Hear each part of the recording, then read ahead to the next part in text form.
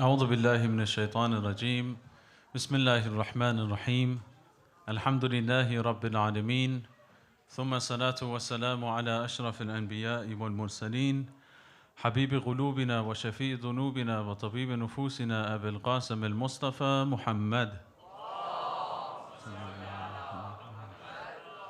وعلى أهل بيت الطيبين الطاهرين سيما الحجاج بقية الله الأعظم روحي وأرواحنا له فداء ولعنه دائم على أعدائهم أجمعين إلى قيام يوم الدين. أعوذ بالله من الشيطان الرجيم بسم الله الرحمن الرحيم رب اشرح لي صدري ويسر لي أمري واحلل عقدة من لساني يفقهوا قولي. So the first night we said that we need to purify our hearts, seek repentance for all the sins that we committed, the sins that prevent us from seeking closeness to Allah subhanahu wa ta'ala. And the second night was to ask Allah subhanahu wa ta'ala for all the good He has blessed Ahlulbayt with alayhim wassalam, and to be cured from this spiritual cold that we suffer from. This spiritual cold where we perform a lot of acts of worship, but we can't sense it, we can't smell it, we can't taste the sweetness of these actions and bear like the fruits that these actions should bear. We don't experience them. So therefore, that was the second night. The third night, I would like to discuss another topic, which is something we should ask for Allah subhanahu wa ta'ala to bless us with, because that happens with the permission of Allah subhanahu wa ta'ala as well, and that's important to remember. And what is that? Respected brothers and sisters, when it comes to values, there are certain values in life that they give direction to other aspects in life. In other words, they're essential for all the different aspects in life, and not just one aspect in your life. Let me give you an example. For example, discipline. If you take a concept or value like discipline, discipline is not only effective when it comes to your professional career, for example, it's also beneficial, it's going to benefit you when it comes to your family life, or family matters, your marriage as well. You being a parent, for example, you being a child and having some responsibilities when it comes to your parents. Discipline is not something that only going to benefit you in one aspect of life. In fact, it's something that gives you direction in all aspects of life. Certain values, they're so essential because of that. In other words, because they give direction to other aspects of your life, then they're so essential, and we need to attain it or make sure that we preserve those values and try to attain them as well. When it comes to our social responsibility, feeling a social responsibility is like the value of discipline. In other words, if you feel a social responsibility as a human being, your life will be different. Your personal life, the way you take care of your well-being, and when your professional life as well. If you feel a social responsibility. So what's the danger of not feeling a social responsibility? The biggest danger of not feeling a social responsibility, you know what it is? Your understanding about the religion Islam will adapt and adjust to what? Your individual responsibility. You think that what? My individual responsibility to my Creator, towards my Creator, that's what matters. Your understanding of Islam will be adapted and adjusted to what? To this understanding. So Islam in your head becomes what? My relationship to my Creator. I don't have no social responsibilities at all. And what's the issue with doing that? That is, a lot of teachings of Islam are not compatible with such a mindset.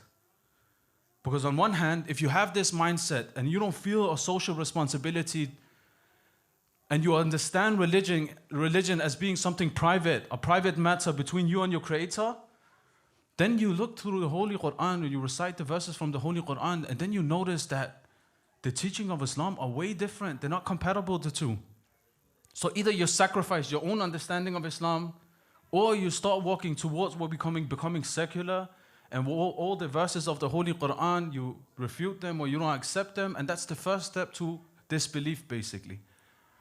In other words, if we want to understand why there's so many people in our societies or communities that are taking a step towards disbelief or becoming secular, it's because they don't understand Islam, the teaching of Islam, or their own understanding of Islam has been adapted and adjusted to what?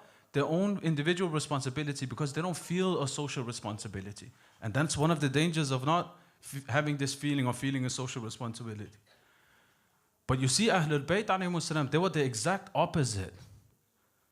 They were the exact opposite in the personal life, in the professional life, and even something so intimate as choosing a spouse and marriage. sometimes was in continuation of their social responsibility. And we have that in many narrations. The Prophet sallallahu alaihi wa sallam, please recite the salawat.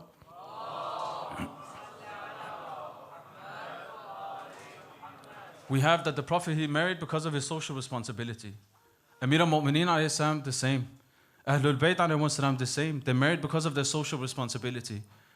Something so private and intimate as a marriage, as choosing a spouse, they saw it in continuation of their own social responsibility.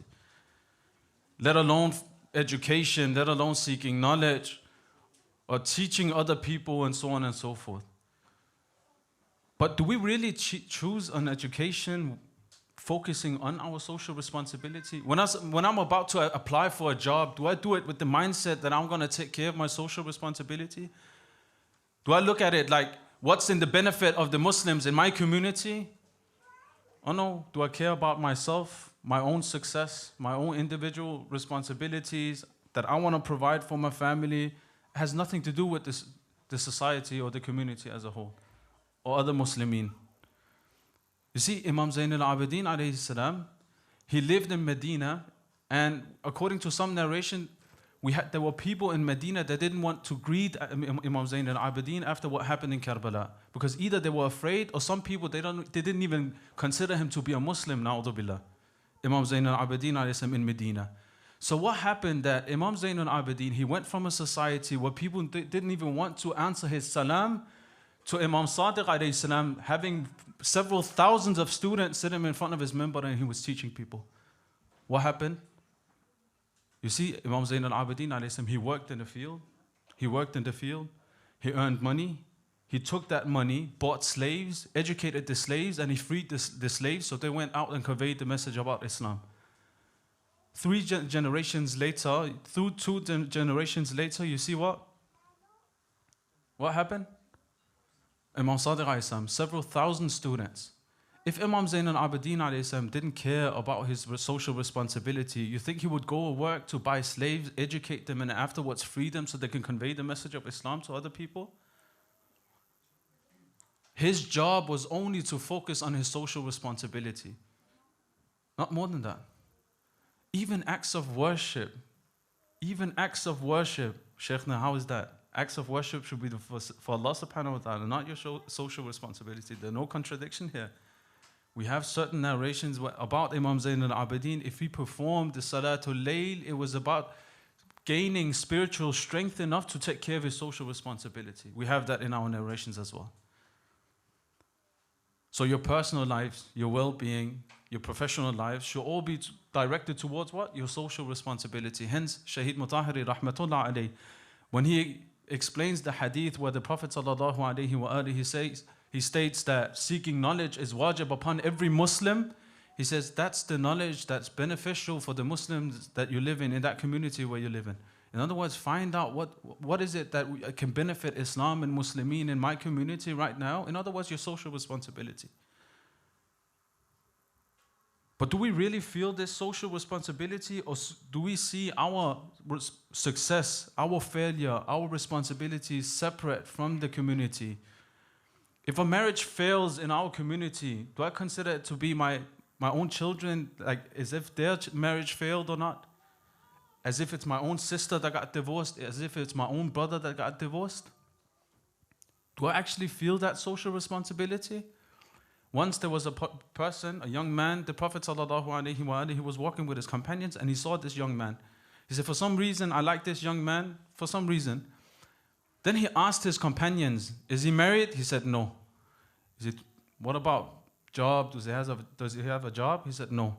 Saqata min aini. Straight away, this person lost his value in my eyes. That's it. What are you talking? Motivation, young man, full of energy. And you're not doing anything? You're not taking you're not accepting responsibility of a family? You're not accepting the responsibilities in the society? What are you doing then? Saqata min aini. He lost his value, this person. So what should this feeling of social responsibility, what should it be based on? So Laylatul Qadr, the third night, respected brothers and sisters, that's exactly what we should ask Allah subhanahu wa ta'ala for. That we actually feel a social responsibility. How do we know that we actually feel a social responsibility? Imam Zain al-Abidin, he explains it in Risalatul Huquq. He said, عليك أن تجعل المسلمين منك بمنزلة أهل بيتك. You should consider the Muslimin, all Muslims, as members of your family. Listen to what Imam Zain al-Abidin, he says. He's not talking about a specific denomination here.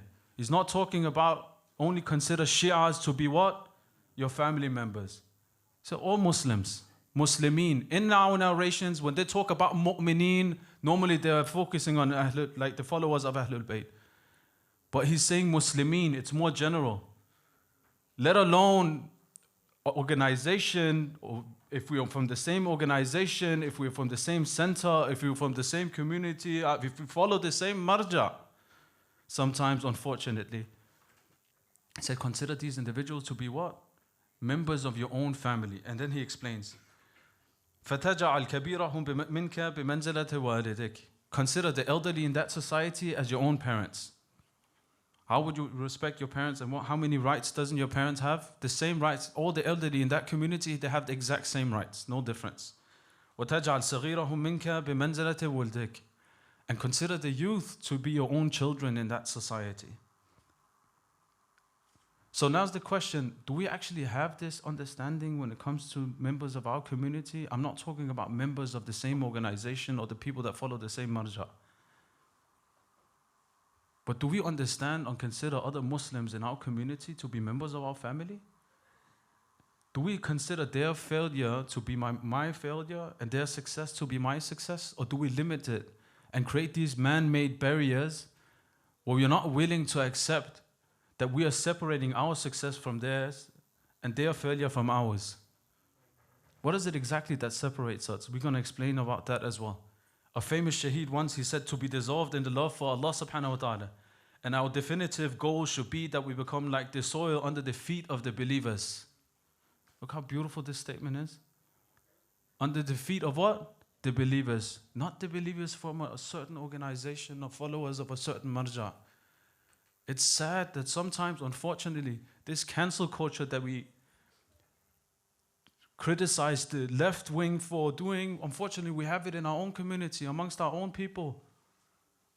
Where we label people, where we cancel people because what? I'm not saying compromising on your principle, and everybody knows that. If you have listened to my talks before, you would know that's not what I'm talking about.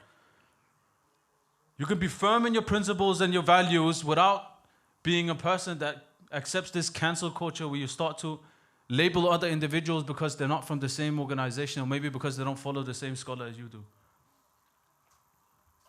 Where's this understanding and understanding of Imam Zain al-Abidin where he says Muslimin, forget about other Shias.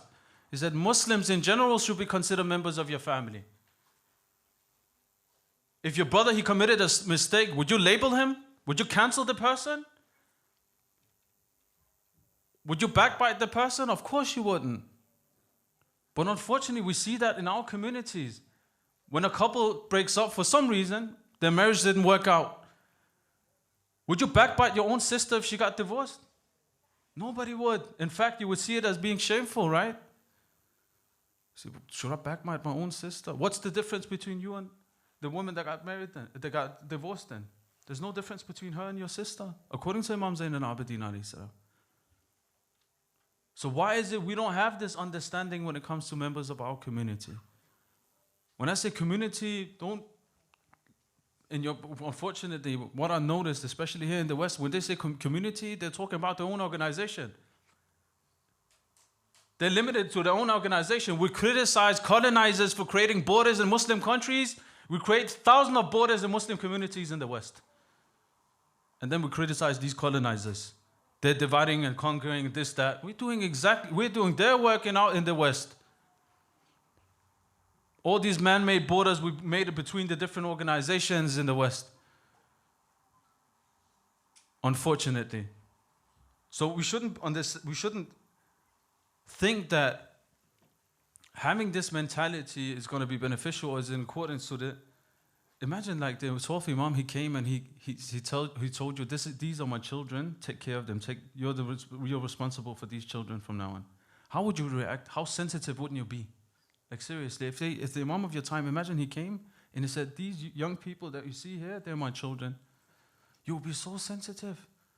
Imagine he came and there was a man he had in his hand, he said, this is my brother, take care of him. How would you treat that person? You'll be so sensitive. Well, that's exactly, people in our communities are considered to be family members. It's not like Imam Zain al-Abidin is preaching one thing and Imam al-Mahdi, he would practice another. When Imam Zain al-Abidin he says that we should consider Muslims to be members of our family, the first person to practice that is Imam Mahdi. In other words, we shouldn't see their success as being different from ours. And you see, Imam Hussein, he cared for people, even a person that wanted to kill him. That's one of the amazing things about the maqatil of Abu Abdullah alayhi salam. There was a person who drew his dagger and he was about to stab Abu Abdullah alayhi salam. Imam Hussein, he just asked him one question. He was like, how are you going to answer my grandfather on the day of judgment? That's it. This person, he turned his back and he looked at Umar ibn Sa'd. He said, Ya Umar, you sent me to kill this person and he can't stop thinking about my hereafter? Is that a person you want me to kill? He said, from now on, I'm with Hussein, I'm not with you. And he ended up becoming shaheed. Abu Abdullah alayhi salam, he cared for the hereafter of who? Of a person who was about to stab him. Then we don't feel this social responsibility towards other individuals in our community. That's exactly what we should be asking Allah subhanahu wa ta'ala for on the third Laylatul Qadr. That we actually feel a social responsibility and give us the blessing to consider other individuals in that society to be members of our family. Their success is not different from mine. You shouldn't be like, okay, I have a family, I have a life, my marriage is good, it's healthy, I have a good job, I have a good salary. No, it shouldn't be like that. If you got people struggling in your community, then you're not successful, even though that you might be successful individually. But you should consider those individuals as members of your family. In other words, they're not different. Their success is no different from your success. You shouldn't be seeing it as two separate things. That's wrong. We don't have that understanding. In fact, it's the opposite. If they failed, you failed as well because you had a responsibility. Once there was a man, he owned several companies. Look at this. He's not even a talib. He's not even a Hausa student. Not even been amongst scholars for a long time. But look at his mindset and how he perceived his social responsibility. What happened? One of his companies went bankrupt and there was a lot of people working for him. So a teacher of mine, he was speaking to this person and he noticed that he was a bit sad, this person. So he asked him, he said, I've been crying all night after the company went bankrupt. My teacher looked at him and was like, you're a millionaire. Like, you have money in the bank, you have a nice car, you have a nice house. You're the last person that should be crying over worldly matters. Why are you crying? He said, I'm not crying for myself. He said, I'm crying because I know that there are certain families, because my company went bankrupt, they can't provide for their families now. They don't have a job now. He didn't see his success being separate from their success. He had a car, he had money in the bank, he could provide for his family. But the fact that people that were working for him couldn't provide for their families, he considered to be as if he wasn't able to provide for his own family. He was shedding more tears and were more sad than they were, that they couldn't provide for their families. This is the mentality that we should have when it comes to members of our community. If a person is facing some struggles or some problems in their lives, we shouldn't see it as different or separate from our own. In fact, we have a narration that if a person, if a mu'min, if a believer in your society, he needs help and you don't help him, فَقَدْ خَانَ اللَّهُ وَرَسُولَهُ. You betrayed Allah subhanahu wa ta'ala and His messenger if you don't help such a person. To that extent, that it's considered to be betrayal towards who? Allah subhanahu wa ta'ala and His messenger. So how do we know if we actually have this feeling or do we actually feel a social responsibility? How do we know that? Is there a way that we can find out? Yes. One of the ways that you can find out, because sometimes the way we react to different events shows what's deep down inside our hearts. Yeah? If you want to look at what's deep down inside your heart, you look at how you react to different events. If you want to find out whether you actually feel a social responsibility or that you consider other people in your community to be members of your family, look at when they insult you or do something that hurts you, do you feel sorry for them Or do you feel like you want to retaliate and you start hating them? Do you feel like you want to retaliate? Then you know that you have to do some soul searching here. But if you feel sorry for those individuals, then you know, alhamdulillah, that's a blessing from Allah, that you're feeling a social responsibility, and you should ask Allah to increase that feeling. There was a person in Islamic history, he had that feeling. Who was that? Malik al-Ashtar. Once he was walking in the bazaar, and there was a guy, he threw some trash at Malik al-Ashtar. People didn't know him in that bazaar, in that marketplace. They didn't know who it was. So the person who threw trash at him didn't know. So when the other people that were working in the marketplace, they saw that he was throwing trash at Malik al-Ashtar or telling Malik al-Ashtar something which was inappropriate, they all turned around and they asked him, do you know who this person is? Do you know it's Malik al-Ashtar that you just threw some trash on? Malik al-Ashtar said nothing. He just went to the masjid. This person, he was so scared because he found out it was Malik al-Ashtar, he stopped running towards the masjid.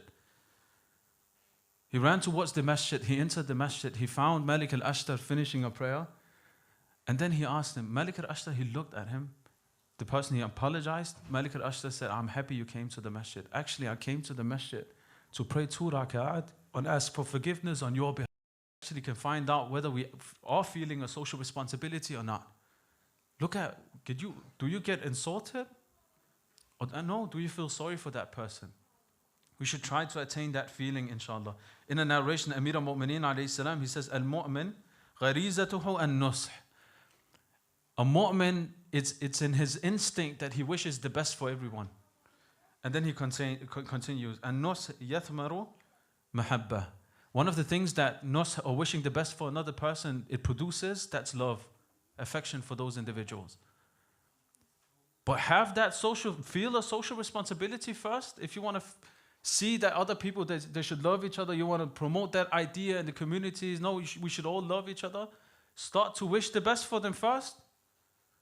Don't see your own success as being separate from their success. Don't see your failure being separated from their failure. Then afterwards, mahabba will come itself. So if we see that that's not the case in our society, we need to do some soul searching. Why? Because that itself is the best symptom that there's something wrong in this community. If we see that people are not like that, they don't consider other members of this community as being family member, and they see their success as being separate from their own, then there's an issue in this community. And that itself is the biggest symptom that we need to work on something. Amir al-Mu'mineen explains, وَإِنَّمَا أَنْتُمْ إِخْوَانُ عَلَى دِينِ اللَّهِ.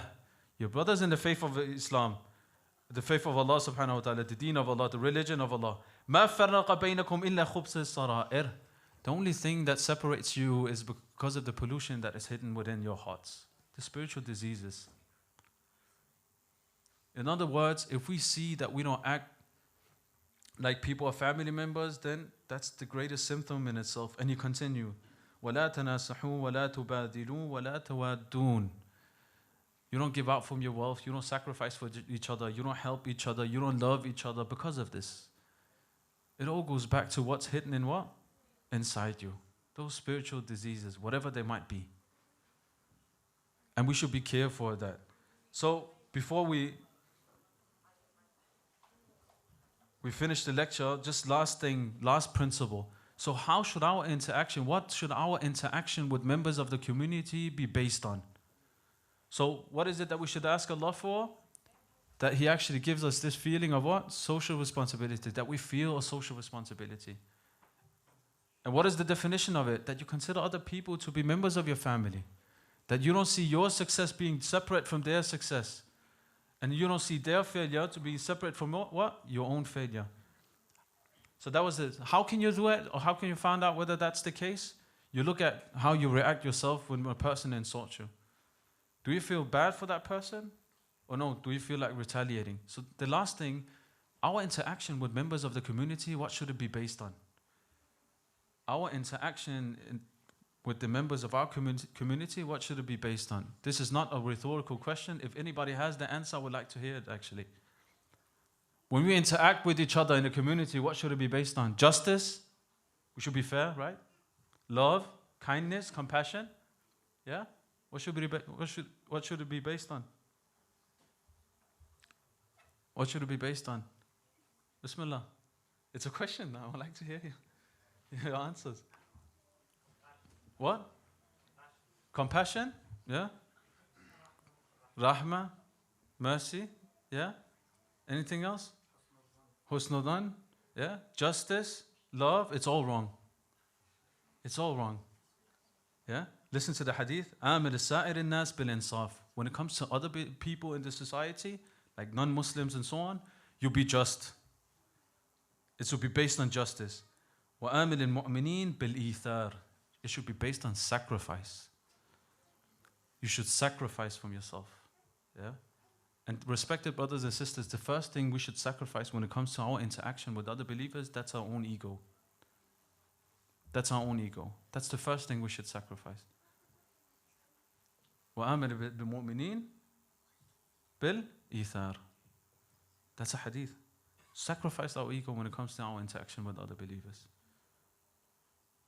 It shouldn't be like, oh, justice. No, that's for everyone. It's not like you should, well, you should be just to believers, but not like non-believers in the community that don't wage war against Muslims or Islam. Of course not. You should be just to anyone. But specifically, when it comes to believers, you should be what? It shouldn't be some sort of a business. In fact, we have the opposite. You're the one that should be sacrificing. It should be a competition on who can sacrifice the most for each other. And we have that in the narrations as well. If you want to see the relationship between two individuals, which one who wins the competition, look at who sacrificed the most for the other. Fi sabilillah, for the sake of Allah subhanahu wa ta'ala.